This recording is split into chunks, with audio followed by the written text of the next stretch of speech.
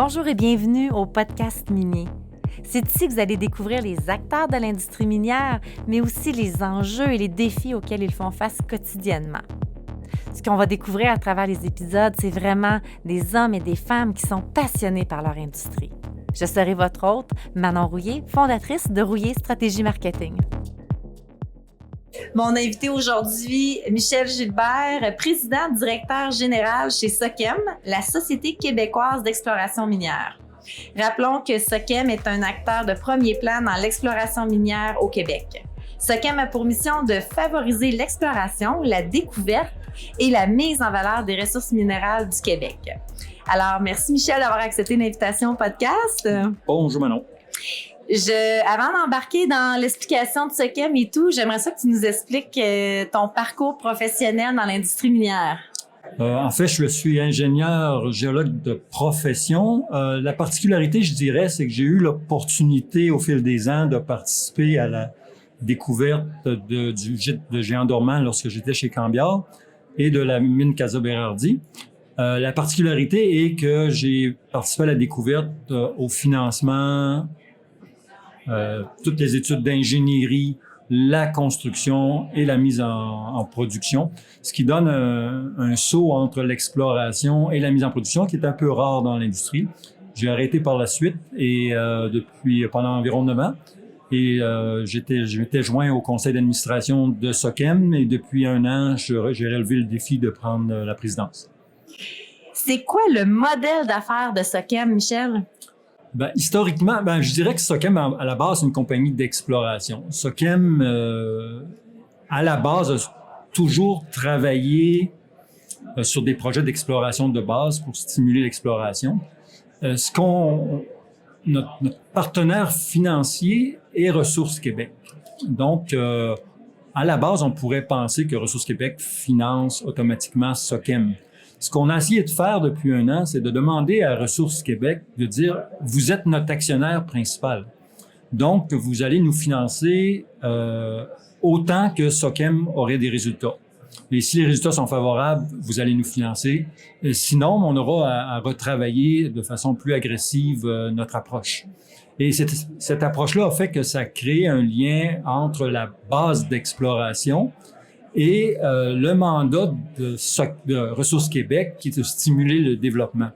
Donc, notre mandat, oui, c'est de l'exploration, mais c'est avant tout de stimuler le développement au Québec. Et là-dessus, si tu permets, je vais faire un saut en sens, ça a amené une question de base de fond, au sens où Sochem travaillait beaucoup sur des projets aurifères en Abitibi. Et si Sochem était pas là, il y aurait de l'exploration pour de l'or en Abitibi. Donc, à quoi sert Sochem? C'était ma grande question. Et dans ce sens-là, on s'est dit, si le rôle du gouvernement, c'est de penser demain, regardons qu'est-ce que pourraient être les besoins au Québec dans 10 ans. Et tout ça nous a mené vers une réflexion sur les minéraux stratégiques, les minéraux critiques, et dire que Sochem devrait peut-être davantage orienter peut-être 50% de son portefeuille sur ce genre de projet-là. Ce qu'il faut pas oublier également, c'est que parce qu'on a une raffinerie à Noranda de cuivre et qu'on a une raffinerie de zinc à Valleyfield, dans les faits, le cuivre et le zinc au Québec sont stratégiques. Il n'y a pas seulement les minéraux de terre rare ou les minéraux exotiques. Et dans ce sens-là, on a donc décidé de prioriser 50% de notre portefeuille dans ces minéraux-là.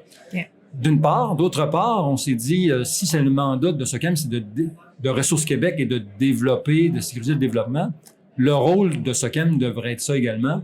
Et dans ce sens-là, on a quitté l'Abitibi en partie, au moins pour 50% de notre portefeuille, pour aller dans des nouveaux territoires, qui en ce moment la baie James est dans le nord du Québec et éventuellement, comme vous allez voir, un peu partout au Québec. Donc, la mission, avant tout, c'est de sécuriser le développement minier.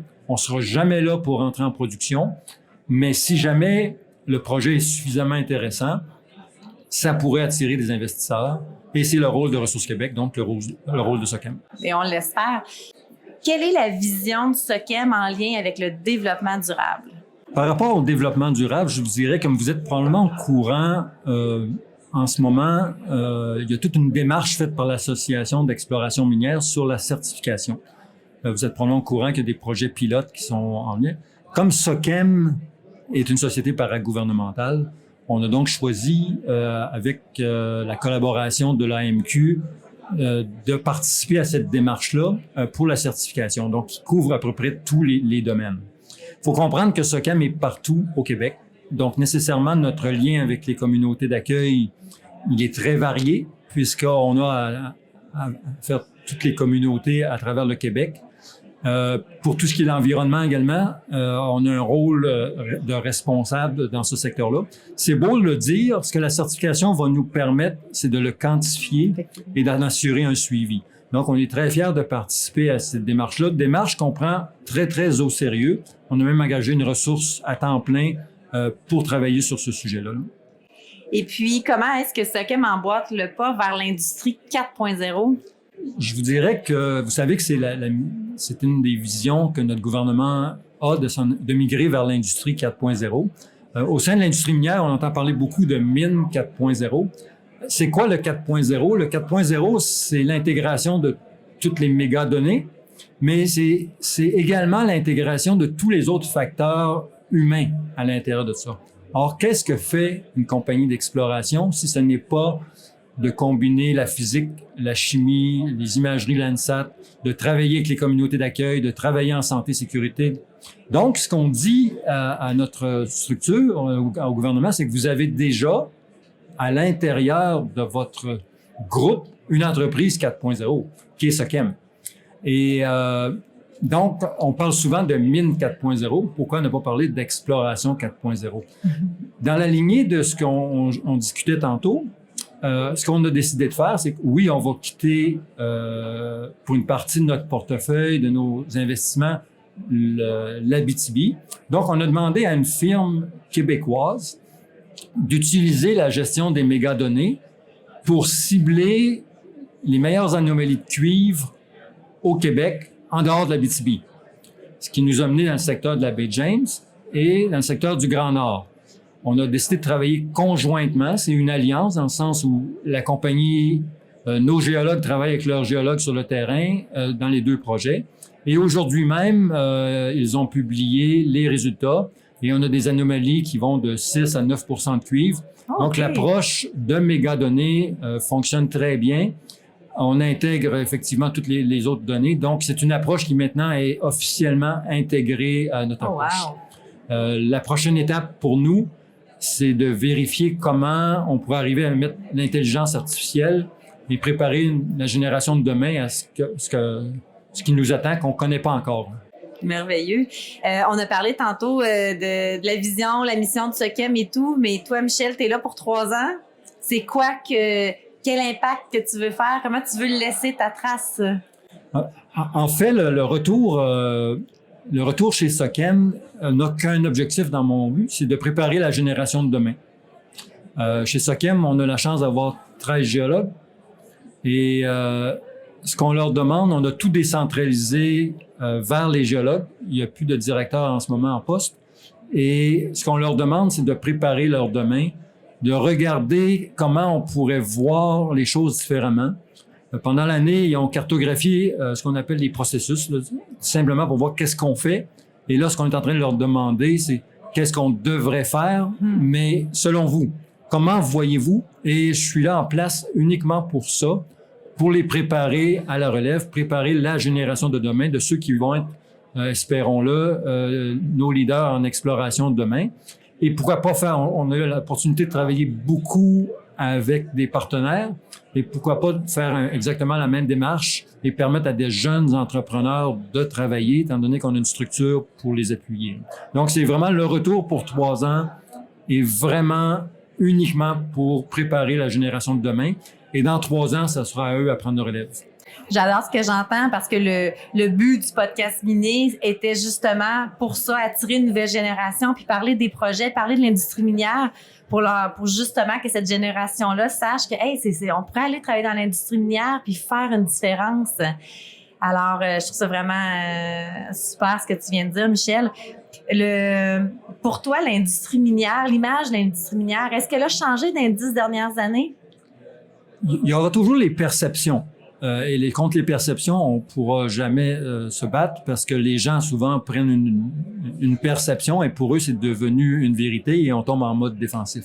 Par contre, pour avoir eu à vivre une partie, je vous dirais que l'exploration avant était uniquement centrée sur les travaux d'exploration. Aujourd'hui, dans nos modèles d'exploration, on intègre les communautés d'accueil, on intègre l'environnement, des choses qu'on faisait pas il y a 30 ans. Il y a eu toute une session ce matin où on parlait de métallurgie. On appelle ça de la géométallurgie. C'est ce qui va arriver après, à la fin complètement, à l'usine. Donc, nos géologues d'exploration sont déjà en train de regarder ce qu'on va faire à l'usine. C'est toute une façon complètement différente. On a vécu cette année le lithium, le diamant. C'est de la mise en marché. Donc, nos géologues devront comprendre comment fonctionne la mise en marché. Donc, effectivement, l'exploration change beaucoup au sens où il y a toute la partie technique, mais de plus en plus, on doit intégrer un paquet de variables. Et ce que je mentionnais tantôt, c'est quoi ça? C'est le 4.0. Et la génération qui pousse, qui s'en vient, qui va prendre la relève, qui va avoir les découvertes de demain, sont nés dans cet environnement-là. On n'a pas à les former à regarder partout. Ils le font de façon naturelle. Pour eux, c'est pas dire il faut le faire. Ils le font. Donnez-leur le cadre, ils vont le faire de façon naturelle. Donc oui, l'industrie a beaucoup changé et elle va changer encore plus lorsqu'on va leur donner les rênes. Mais est-ce que la perception va changer? Ça peut prendre un peu plus de temps. Comme mot de fin, Michel, j'ai commencé à poser cette question-là à mes invités, puis je trouve toujours ça le fun de voir les réponses, mais j'aimerais que tu me dises dans ta carrière, qu'est-ce qui t'a influencé ou c'est qui ton mentor dans l'industrie minière?